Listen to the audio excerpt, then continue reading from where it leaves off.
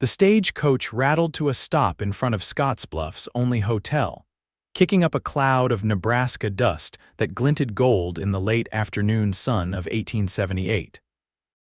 Violet Morley clutched her twin babies closer to her chest as the other passengers filed out, averting their eyes from the young woman with no wedding band, who had endured their judgmental stares for the past 100 miles. She stepped down carefully, her threadbare carpetbag dangling from one elbow while her 6-month-old twins, swaddled tightly against her, whimpered from the jarring journey. The driver tossed down her single trunk with little ceremony, sending it crashing onto the wooden boardwalk. "That's all, miss," he said curtly, already climbing back to his perch. Violet stood alone on the street, the babies growing heavier in her arms, wondering how she'd manage to carry everything to wherever she'd find lodging. The town of Scottsbluff wasn't much a single dusty main street lined with wooden buildings, a general store, a small church, and what looked like a saloon at the far end. It wasn't what she'd pictured when she'd fled Chicago, but it was far enough away that no one would know her shame. "Need some help there, madam?" The deep voice startled her, and Violet turned to find a tall man regarding her with curious blue eyes beneath the brim of a well-worn Stetson. His face was tanned and weathered from the sun, but he couldn't have been more than 30. Unlike most men she'd encountered on her journey west, his expression held no judgment, only concern. Violet began, but one of the twins chose that moment to let out a hungry wail, followed immediately by his brother. The man glanced down at the babies, then at her bare left hand, his eyes lingering there for just a moment before returning to her face. "Looks like you've got your hands full." Violet raised her chin defiantly, waiting for the disapproval that inevitably followed when people realized her situation. Instead, the man picked up her trunk as if it weighed nothing. "Name's Dakota Quinn," he said, tipping his hat with his free hand. "Got a ranch just outside of town." "Where are you headed?" "I don't know yet," Violet admitted, her voice barely audible over the crying babies. "I came looking for work." Dakota's eyebrows rose. "Work with 2 little ones? I'm a good cook," Violet said quickly, "and I can clean, so do laundry, whatever's needed." Dakota looked at her thoughtfully, then at the squirming bundles in her arms. The sun was beginning to set, casting long shadows across the street. "Mrs. Peters at the boarding house doesn't take children," he said, "and the hotel costs more than it's worth." Violet felt her heart sink. She'd come so far, spent nearly her last dollar on the stagecoach fare, only to be stranded. Dakota seemed to make a decision then, adjusting his grip on her trunk. "I've been looking for someone to help around the ranch house. Lost my housekeeper last month when she married the blacksmith." He paused, studying her face. "It's not much, but there's a small cabin near the main house. It's clean and there's room for you and your babies." Violet hesitated. She'd learned the hard way to be wary of men's offers. Reading her thoughts, Dakota stepped back slightly. "You'd be paid fair wages, have your own place. I stay in the main house. My foreman and a couple of ranch hands bunk in the bunkhouse a ways off." He gestured vaguely toward the west. "It's honest work, madam." One of the twins let out another hungry cry, and Violet knew she had few options. "I accept, Mr. Quinn, thank you." "Dakota," he corrected, loading her trunk onto the back of a wagon that was hitched nearby. "And you are Violet Morley." She approached the wagon, wondering how she would climb up while holding both babies. As if sensing her dilemma, Dakota reached down.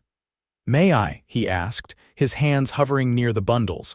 After a moment's hesitation, Violet allowed him to take one of the twins.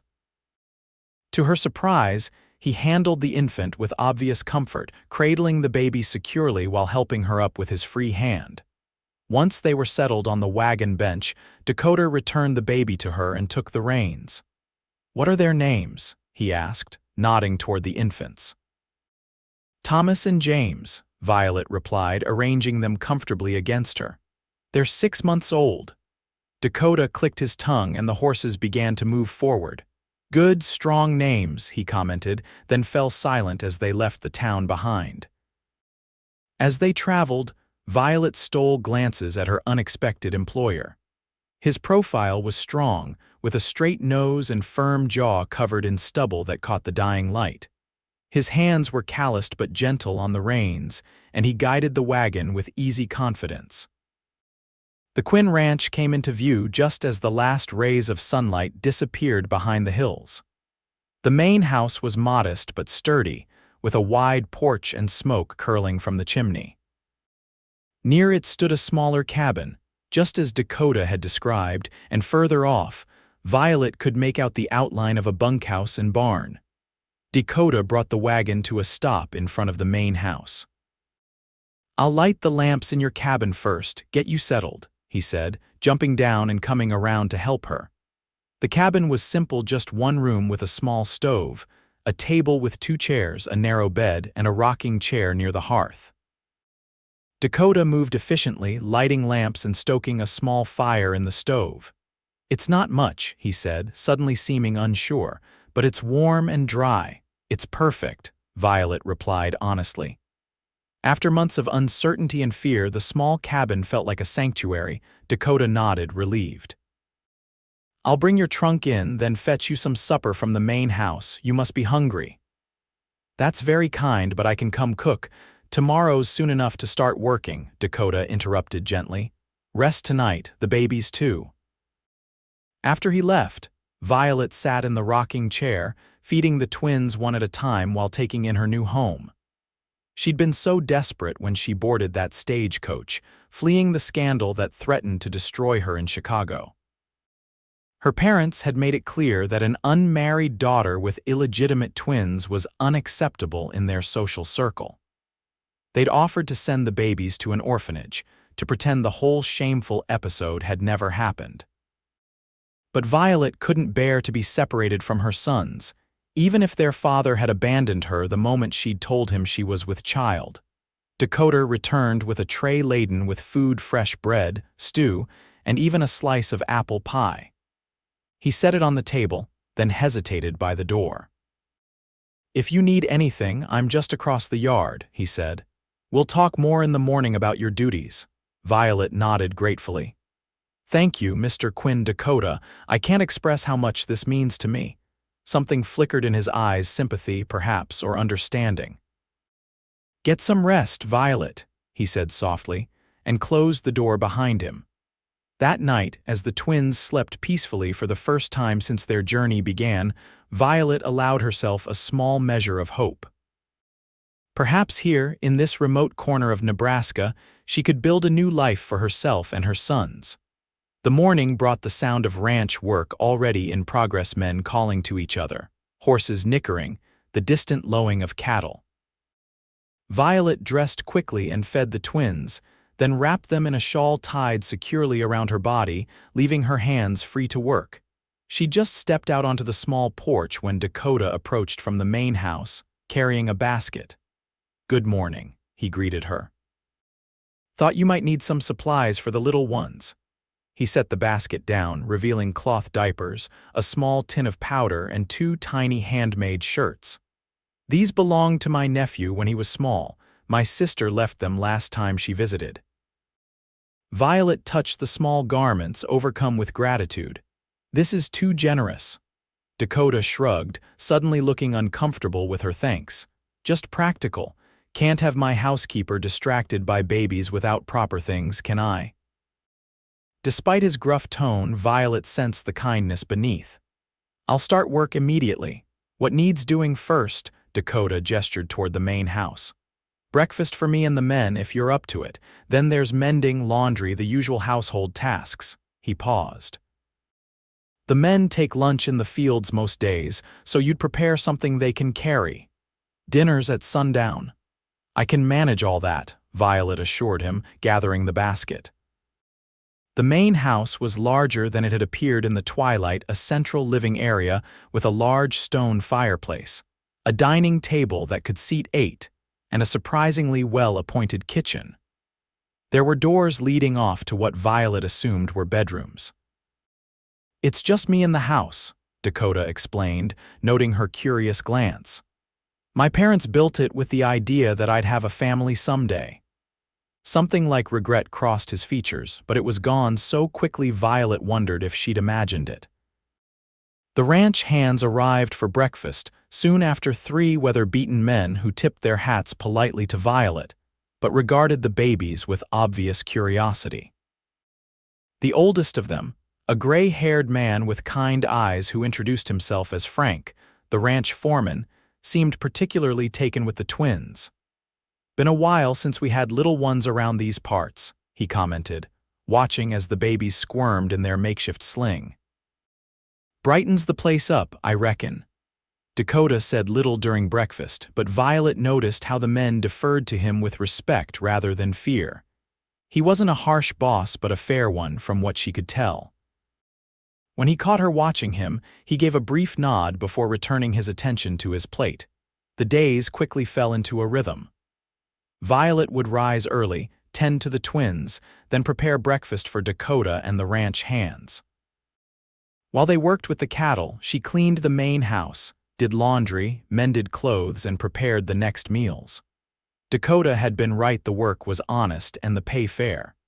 For the first time since discovering she was with child, Violet felt she could breathe. The twins thrived in the clean mountain air. They began to roll over and sit up, their baby babble filling the small cabin with joy. Dakota, to Violet's surprise, often stopped by in the evenings to check on them, bringing small gifts, a wooden rattle he'd carved himself, a soft blanket purchased from the general store in town. "You don't need to do this," Violet told him one evening as he presented the boys with tiny pairs of moccasins he'd bought from a passing Pawnee trader. Dakota shrugged, watching as James immediately tried to put one in his mouth. "Never had much chance to be around children," he said. "My sister's boy visits rarely. It's nice." There was something in his voice that made Violet look at him more closely. Dakota Quinn was a mystery in many ways. He ran his ranch with quiet authority, treated his men fairly, and showed unexpected kindness to her and the twins. Yet there was a solitude about him, a careful distance he maintained. One evening, about 2 months after Violet's arrival, a tremendous thunderstorm swept across the plains. Lightning split the sky, and thunder shook the small cabin so forcefully that the twins woke screaming in terror. Violet tried to comfort them, but they were inconsolable, their little faces red with fear and distress. A knock at the door startled her, and she opened it to find Dakota standing there, rain dripping from his hat. "Everything all right?" he called over the noise of the storm. "Heard the boys crying. The thunder frightened them," Violet explained, bouncing the Wailing Thomas while James squirmed in the cradle Dakota had brought from town last week. "I can't seem to calm them down." Dakota stepped inside, removing his wet hat and coat. Without asking permission, he reached for Thomas, taking the baby from Violet's arms. "When my nephew was scared of storms, my sister used to sing to him," he said, gently rocking the crying infant. "Do you sing, Violet?" The question caught her off guard. Yes, a little." Dakota nodded toward James. "Pick him up and sing something. Anything. They just need to hear your voice over the storm." Feeling slightly foolish but desperate to calm her sons, Violet lifted James and began to sing a lullaby her own mother had sung to her long ago. Her voice was soft at first, nearly drowned out by the thunder and the baby's cries, but it grew stronger as she continued. To her amazement, both babies began to quiet, their sobs subsiding to hiccups as they listened. Dakota moved to stand beside her, still holding Thomas, and for a moment they formed a perfect tableau, a family sheltering together against the storm. The thought sent a jolt through Violet, and she stumbled over the words of the song. They weren't a family. Dakota was her employer, nothing more. She had no right to imagine otherwise, especially after the disaster of her relationship with the twins' father. "Don't stop," Dakota said softly. "It's working."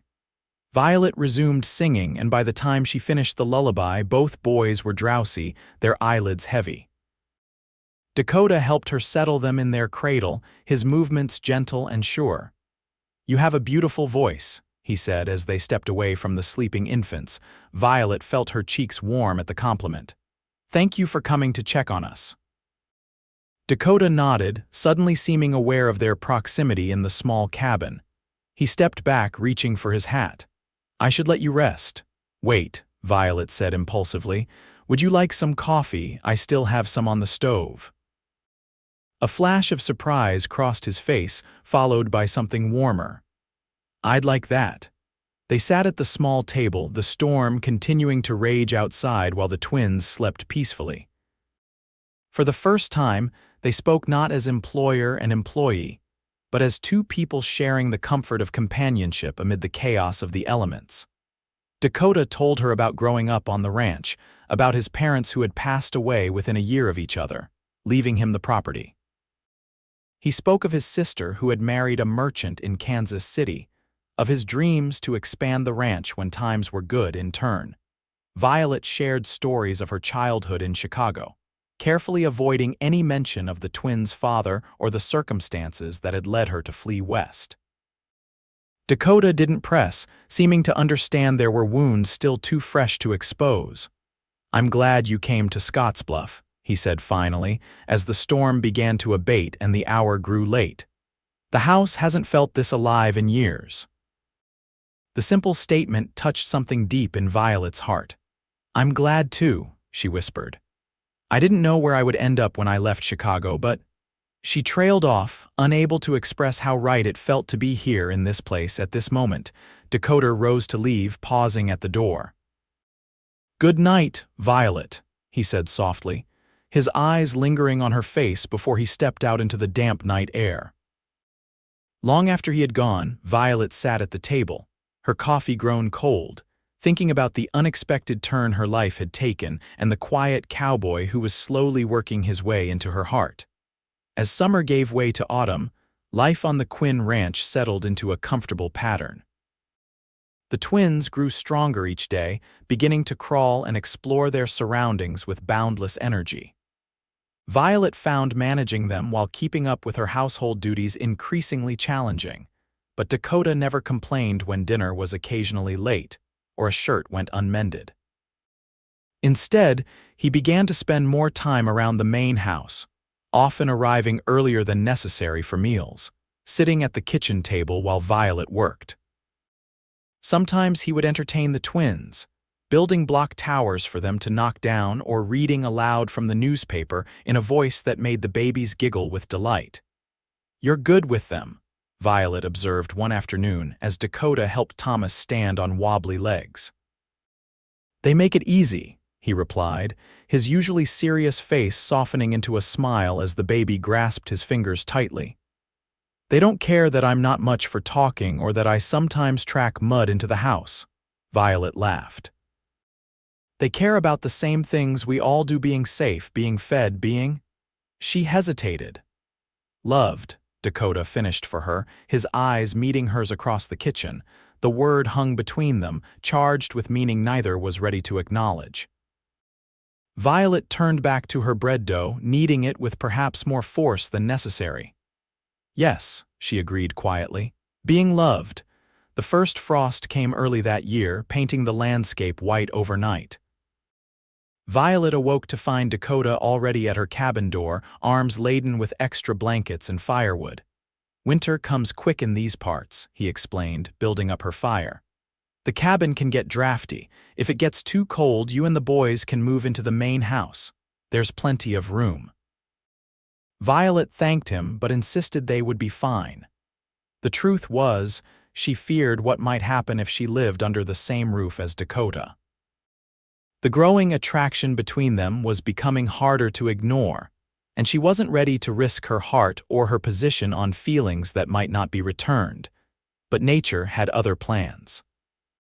3 days later, a blizzard swept down from the mountains with frightening speed, bringing howling winds and snow so thick it was impossible to see more than a few feet in any direction. Dakota appeared at her door just as the worst of the storm hit, his face grim. "This is no time for pride, Violet. Gather the twins and whatever you need. You're staying in the main house until this passes." For once, she didn't argue. With Dakota carrying James and a bag of necessities, and Violet holding Thomas close, They fought their way across the yard to the main house, the wind threatening to knock them off their feet with every step. Inside, the large stone fireplace cast a warm glow throughout the living area. Dakota had already prepared for them a cradle large enough for both twins stood near the fire, and extra quilts were piled on a nearby chair. "You'll take my room," he said, brushing snow from his coat. "I'll sleep out here by the fire." "I couldn't possibly. You can and you will," Dakota interrupted firmly. "It's the warmest bedroom, and the boys need that more than I do." Violet relented, knowing he was right. The twins were already fussy from the frightening journey across the yard, and she needed to get them warm and settled.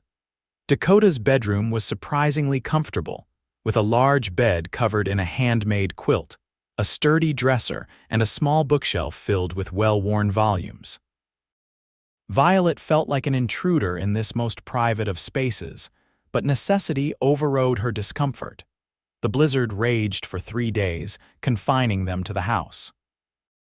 The ranch hands were safely ensconced in their bunkhouse with provisions, so Dakota and Violet found themselves alone with the twins, creating an unexpected domestic tableau. They fell into a natural rhythm, Dakota tending the fires and venturing out to check on the livestock when the wind abated slightly, while Violet cooked and cared for the twins. In the evenings, they sat before the fire, the babies playing on a blanket between them, while they talked about everything and nothing. On the third night, as a particularly violent gust rattled the windows, Dakota revealed more of himself than he ever had before. "I was engaged once," he said quietly, his eyes fixed on the flames. "Her name was Alina. She was the daughter of a banker in town." Violet remained silent, sensing this was a story he needed to tell in his own time. "She liked the idea of being a rancher's wife more than the reality," he continued. "When my parents died and I inherited the ranch, she thought we'd sell it and move to Omaha or Denver, live in a fine house, join society." He gave a humorless laugh. "I couldn't make her understand that this land is part of me. I couldn't leave it any more than I could cut off my own arm." "What happened?" Violet asked softly. "She gave me an ultimatum, the ranch or her." Dakota sighed, running a hand through his hair. "She left on the next stagecoach. Married a lawyer in Denver 6 months later." "I'm sorry," Violet said, and meant it. She understood all too well the pain of having someone walk away. Dakota turned to look at her, the firelight casting shadows across his face. "Your turn," he said gently. "The twins' father." Violet tensed, her hands stilling on the shirt she was mending. She had known this moment would come eventually, but she had dreaded it nonetheless.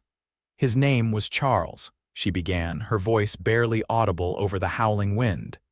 "He was the son of one of my father's business associates. Charming, handsome, everything a young woman is supposed to want." She swallowed hard. "When I told him I was expecting, he accused me of trying to trap him, said the children couldn't possibly be his." Dakota's expression darkened.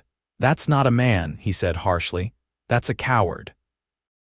"My parents were mortified by the scandal," Violet continued. "They wanted me to give up the babies, to pretend they never existed. When I refused, they gave me enough money for a train ticket and told me not to return." She looked up, meeting Dakota's gaze defiantly. "I won't apologize for my children. They're innocent in all this." "No one's asking you to apologize," Dakota said, his voice softer now. "Least of all me." He rose from his chair and moved to sit beside her on the sofa, close enough that she could feel the warmth of him. "Violet, look at me." She did, reluctantly, afraid of what she might see in his eyes. "Any man who would abandon his children and their mother isn't worth a second thought," Dakota said firmly. "And any parents who would turn away their daughter in her time of need." He shook his head, clearly struggling to find words that weren't profane. "Well, they don't deserve to know the fine woman you've become or these beautiful boys." Tears welled in Violet's eyes at his words, at the absolute conviction in his voice. "Thank you," she whispered. Dakota reached out slowly, giving her time to pull away, and brushed a tear from her cheek with his thumb. "You don't need to thank me for speaking the truth." They sat in silence for a long moment, the space between them charged with unspoken feelings. Then Thomas let out a plaintive cry from his place on the blanket, breaking the spell. Violet quickly gathered him up, checking his diaper. "He's hungry," she said, a blush rising to her cheeks. She still nursed the twins, a fact Dakota was aware of but which they had never directly addressed. "I'll give you some privacy," Dakota said, standing. "I should check the barn one more time before turning in." After he left, Violet settled in the rocking chair with Thomas at her breast, her mind swirling with conflicting emotions. Dakota's kindness, his acceptance of her past, the way he looked at her sometimes when he thought she wouldn't notice, it all pointed to feelings that went beyond employer and employee. But was she ready to trust again? To risk not only her own heart but the security she had found for her children? The storm finally broke on the fourth day, leaving behind a landscape transformed by snow. Dakota insisted that Violet and the twins remain in the main house until the worst of the cold passed, an arrangement that gradually began to feel less temporary with each passing day. The twins' first birthday arrived with the first hints of spring. To Violet's surprise, Dakota had remembered the date she had mentioned months ago and arranged a small celebration. He presented each boy with a hand-carved wooden horse, the details so fine that Violet gasped when she saw them. "Dakota, these must have taken weeks to make," she said, watching as the twins immediately began gumming their new treasures. "Had to do something during those long winter nights," he replied with a shrug, but his eyes shone with pleasure at her reaction. Frank and the other ranch hands joined them for a special dinner, complete with a small cake Violet had baked. As they gathered around the table, Violet was struck by how much like a family they had become, an unconventional one, perhaps, but a family nonetheless. Later that night, after the twins were asleep in the cradle that had permanently relocated to the main house, Dakota found Violet on the porch, gazing at the stars. "Penny for your thoughts," he said, leaning against the railing beside her. "I was just thinking about how different everything is from a year ago," she replied. "When the boys were born, I was so afraid. I had no idea how I would manage, how I would keep them safe. And now," Violet turned to face him, "now I know I can do it, that we can have a good life." She paused. "Thanks in large part to you." Dakota shook his head. "You'd have found your way no matter what. You're stronger than you give yourself credit for." "Perhaps," Violet conceded, "but I'm glad it was your ranch the stagecoach brought me to." Dakota stepped closer, his expression serious in the moonlight. "So am I," he said softly. "More than I can say." His hand found hers, fingers intertwining with a rightness that sent a shiver through Violet. For a moment they stood together in silence, the simple touch saying more than words could express. "It's getting late," Violet finally said, reluctantly pulling her hand away. "I should check on the boys." Dakota nodded, though something like disappointment flickered in his eyes. "Good night, Violet." As spring blossomed across the ranch, so too did the feelings between Violet and Dakota. There were lingering glances across the dinner table, hands that brushed together when passing dishes, conversations that stretched long into the evening after the twins were asleep. Yet neither seemed willing to cross the invisible line that separated them, held back by past hurts and present uncertainties. The catalyst came unexpectedly, on a warm day in late May. Violet had taken the twins outside to play in the grass while she hung laundry on the line. The boys, now steady on their feet, toddled around the yard, shrieking with delight at their newfound mobility. She had just turned to pin a shirt when she heard James cry out in alarm. Whirling around, she saw a snake coiled near where the child had been about to step.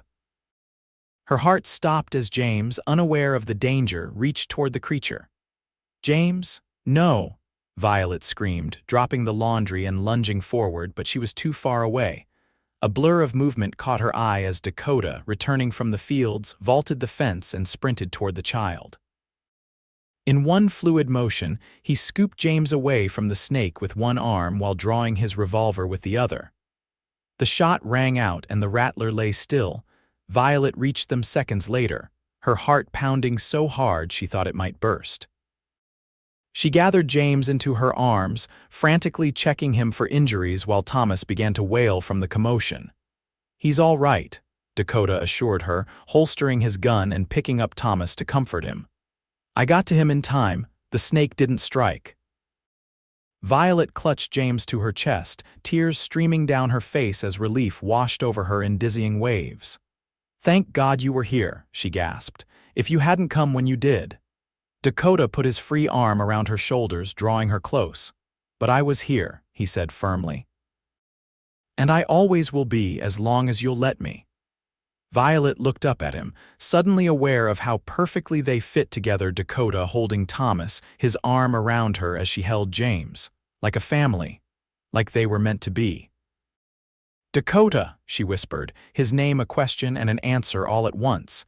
He met her gaze, his eyes full of an emotion she had seen glimpses of but never so clearly as now. "I love them," he said simply, nodding toward the twins, "and I love their mother even more." The words hung in the air between them, honest and unadorned. Dakota Quinn wasn't a man for flowery speeches or grand gestures, but in that moment, his straightforward declaration meant more to Violet than all the poetry in the world.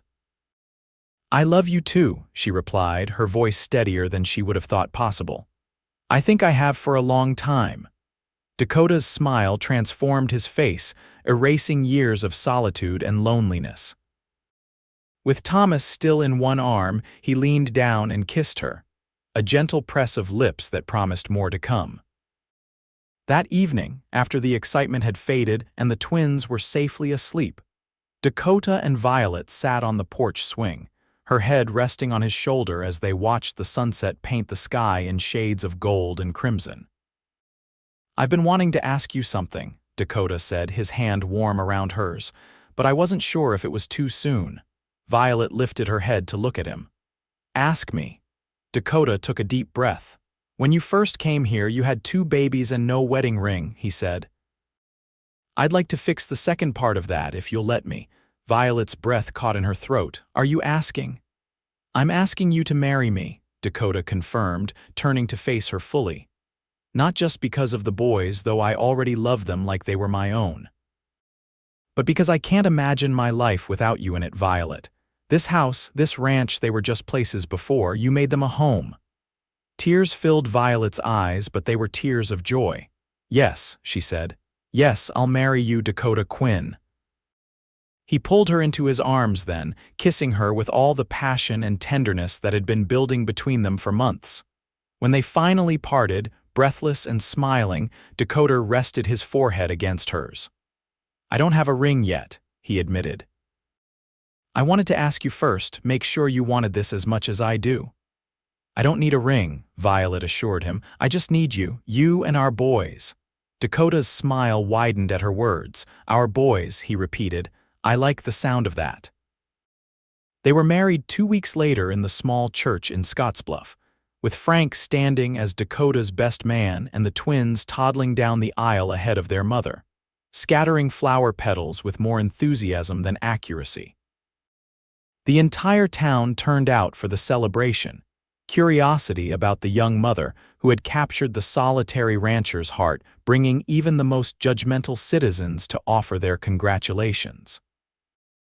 Dakota surprised Violet with a simple gold band engraved with tiny stars, to remind you of that night on the porch when I finally found the courage to tell you I loved you, he explained as he slipped it on her finger. That night, after the celebrations were over and the twins were asleep in their new permanent room in the main house, Dakota and Violet stood in the doorway of their bedroom, now truly theirs, not just his. "Are you happy, Mrs. Quinn?" Dakota asked, his arms encircling her waist. Violet reached up to trace the lines of his face, marveling at how this man who had once been a stranger was now the center of her world. "Happier than I ever thought possible," she answered honestly. "You gave me and the boys a home when we had nowhere else to go. You gave us a family." "You gave me the same," Dakota said, leading her toward their bed. "I was just existing before you arrived. Now I'm living." Their first night as husband and wife was everything Violet had dreamed it might be: tender, passionate, and filled with the promise of all the days to come. As she lay in Dakota's arms afterward, listening to the steady beat of his heart beneath her ear, she knew that the long journey from Chicago to Scottsbluff had been leading her here all along. The years that followed were kind to the Quinn family. Dakota formally adopted Thomas and James, giving them his name and his unconditional love. The boys grew strong and tall under the Nebraska sky, learning to ride almost as soon as they could walk, helping their father with ranch chores as they got older. 2 years after their wedding, Violet gave birth to a son they named Michael, followed 18 months later by a daughter, Sarah. The house that Dakota's parents had built for the family they hoped he would have was finally filled with the laughter and chaos of children, just as they had envisioned. The ranch prospered under Dakota's careful management, expanding to include more land and cattle. Frank remained the foreman until he retired, moving into a small house Dakota built for him on the property, unwilling to let the man who had been like a second father to him leave the ranch that had been his home for so many years. On the twins' 5th birthday, as the family gathered around the table for the celebration, Dakota caught Violet's eye across the chaos of excited children and chocolate cake. "Remember that day you stepped off the stagecoach?" he asked later that night as they sat on the porch, watching the stars come out. "You looked so frightened but determined, holding those tiny babies like they were the most precious things in the world." Violet smiled at the memory. "I was terrified," she admitted. "I had no idea what I was going to do next. And then this gruff cowboy offered you a job," Dakota added with a self-deprecating laugh. "The best decision I ever made was accepting it," Violet said, leaning her head against his shoulder. "Even if your intentions weren't entirely honorable." Dakota looked down at her in mock outrage. "My intentions were completely honorable, were they?" Violet teased. "Because Frank told me something interesting recently. He said you'd turned away 3 perfectly qualified housekeepers before I arrived because they were too old or talked too much." Dakota had the grace to look slightly abashed. "Maybe I was holding out for someone special," he conceded. "But I never expected that special someone to arrive with twin babies and no wedding ring. And yet you took us in anyway."